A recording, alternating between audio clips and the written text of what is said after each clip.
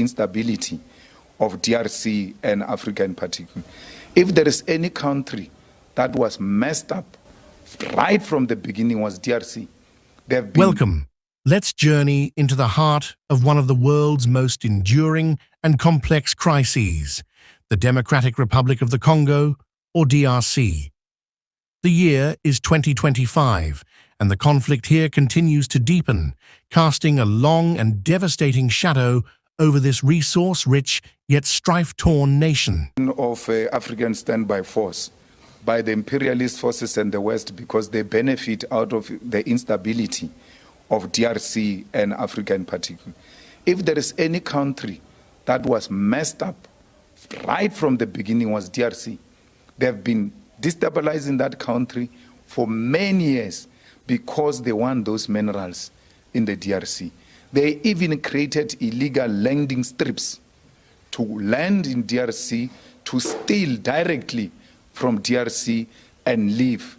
There's nothing revolutionary about M23. Yes, we understand the dynamics of those who are found in that region and the leadership of DRC ill-treating them. But what is important is we cannot allow black-on-black violence. In whose interest is that? Why do you take up arms to kill other fellow Africans? So we should first stabilize DRC and support the SADC initiatives and support the UN intervention, because the stability of DRC means the stability of SADC, and the stability of SADC means the stability of our continent. So we should be concerned that there are problems in the DRC, and before they come to us, they have to be stopped in DRC. You don't wait for them to come to you for you to realize we have a problem. If they can do it in DRC, that will become a practice. And the eastern provinces of the DRC are once again engulfed in a surge of violence, driven by a multitude of armed groups. Among them, the M23 rebels have emerged as a dominant force, allegedly backed by neighboring Rwanda, according to multiple reports. This conflict is not new. Its roots stretch back to the aftermath of the Rwandan genocide in the 1990s. What began as a regional power struggle has since spiraled into a tangled web of ethnic tensions, resource exploitation, and geopolitical maneuvering.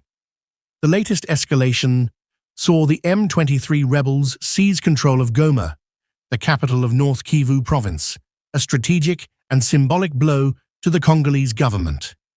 This offensive has displaced hundreds of thousands of people, exacerbating an already dire humanitarian crisis.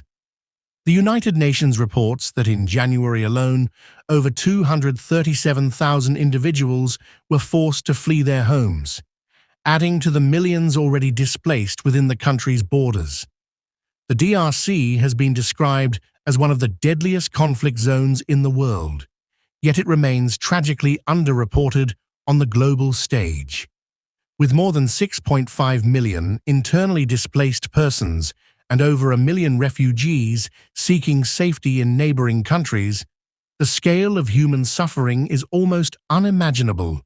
The violence has unleashed widespread human rights abuses, including rampant sexual violence, disproportionately affecting women and children. The unrest has now spilled into the capital, Kinshasa. Frustrated by the unrelenting conflict and perceived foreign interference, protesters have taken to the streets, targeting embassies and signaling a dangerous escalation of internal strife into the realm of international diplomacy. This comes at a critical juncture for President Felix Tshisekedi's government, which faces mounting pressure both at home and abroad to bring an end to the violence.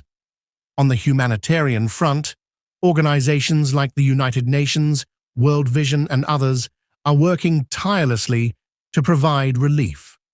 Their efforts focus on delivering essential services, healthcare, education, and basic necessities to those most vulnerable. Yet, the volatile security situation continues to hinder their operations. The United Nations has repeatedly called for an immediate cessation of hostilities and safe, unimpeded access for humanitarian aid to reach those in desperate need. The DRC is a land of paradoxes. Beneath its soil lies an abundance of natural resources, minerals like cobalt and copper, which are critical to the global economy. Yet this wealth has not brought prosperity to its people. Instead, it has become a curse, fueling the conflict as armed groups and foreign interests vie for control over these lucrative resources. The crisis in the DRC is a stark and sobering reminder of how conflicts can persist for decades, fueled by a toxic mix of local grievances, regional rivalries, and global economic interests. As we conclude this video, we urge you to stay informed, to engage in meaningful discussions about these issues, and to support humanitarian efforts wherever possible. Remember, behind every statistic is a human story, a story of resilience, hope, and the enduring will to survive against all odds. Thank you for watching. Don't forget to like, share, and subscribe for more in-depth coverage of global issues.